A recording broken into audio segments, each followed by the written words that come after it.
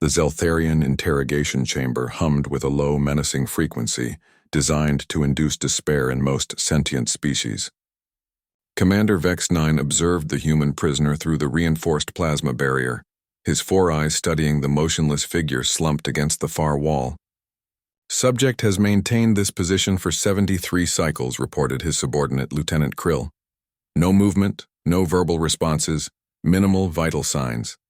The psychological conditioning appears successful.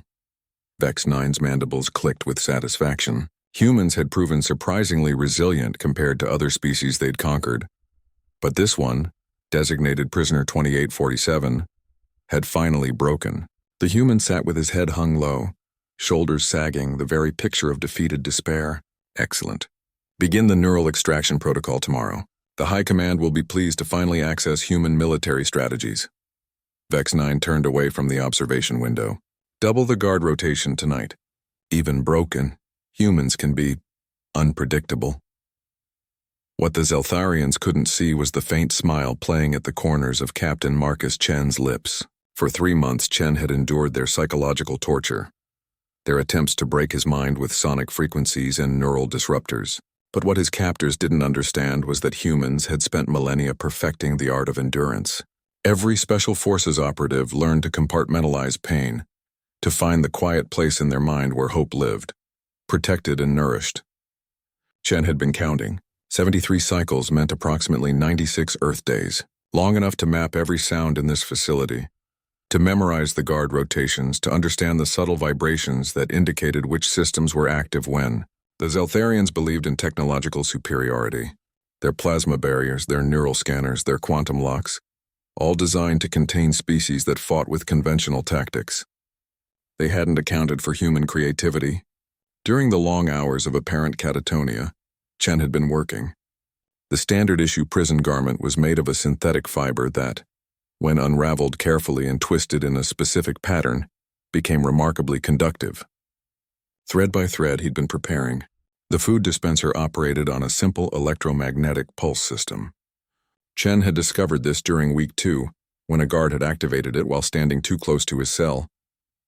The brief fluctuation in the plasma barrier had been almost imperceptible, except to someone with Chen's training. Tonight was the night. The facility ran on skeleton crew during the 3rd shift, and Chen had noticed a 17-second gap in the surveillance sweep every 4 minutes when the automated system cycled. 17 seconds wasn't much, but it was enough. At exactly 0347 hours by his internal clock, Chen moved.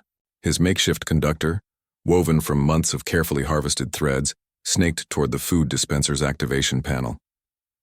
The Zeltharians had assumed his stillness meant defeat, but Chen had been practicing this movement for weeks, perfecting it until he could execute it without conscious thought.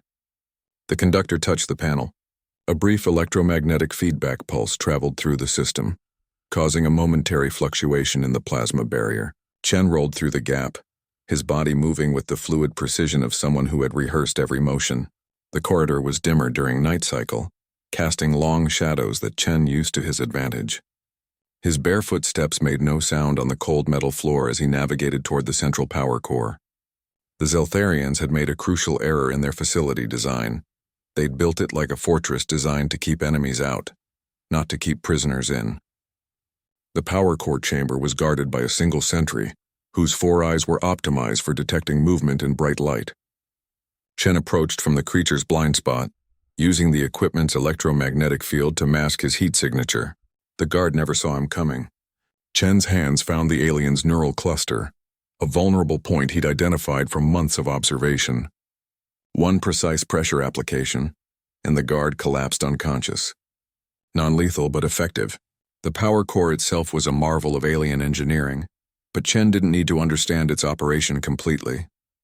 He only needed to know that the cooling system operated on a cascading failure protocol. Remove 3 specific conduits, and the entire facility would enter emergency lockdown, including opening all cell doors to prevent prisoners from being trapped during a catastrophic cooling failure. The escape that followed was chaos incarnate. Hundreds of prisoners from dozens of species, all freed simultaneously, created a pandemonium the Zeltharians had never planned for. In the confusion, Chen made his way to the shuttle bay where his technical knowledge of universal docking protocols allowed him to commandeer a small transport vessel. As he piloted the ship away from the prison facility, Chen allowed himself a moment of satisfaction. The Zeltharians would eventually recapture most of the escaped prisoners, but not before those prisoners spread word throughout the galaxy. Humans don't break. They adapt, they plan, they endure. 3 weeks later, when the rescue fleet arrived at the coordinates Chen had transmitted, they found the Zeltharian prison facility abandoned. The aliens had learned a valuable lesson about human psychology. Sometimes the most dangerous prisoner is the one who appears completely defeated. Chen stood on the bridge of the rescue ship, watching the empty facility grow smaller in the viewport. Admiral Rodriguez approached him, curiosity evident in her expression. "How did you know the cooling system failure would open all the cells?" she asked. Chen smiled, the same slight smile he'd hidden for 3 months. "I didn't, but humans have always been good at turning disasters into opportunities." The Admiral shook her head in amazement. "The Zeltharians still don't understand what they're dealing with, do they?" "No," Chen replied, his voice carrying the quiet confidence of his species. "And that's exactly why we'll win." In the depths of space, the abandoned prison facility drifted silently, a monument to the fundamental error of underestimating human resilience. The aliens had thought they'd captured a soldier, broken his spirit, and claimed victory. They'd failed to understand that sometimes the most powerful weapon a human possesses is the simple, stubborn refusal to give up.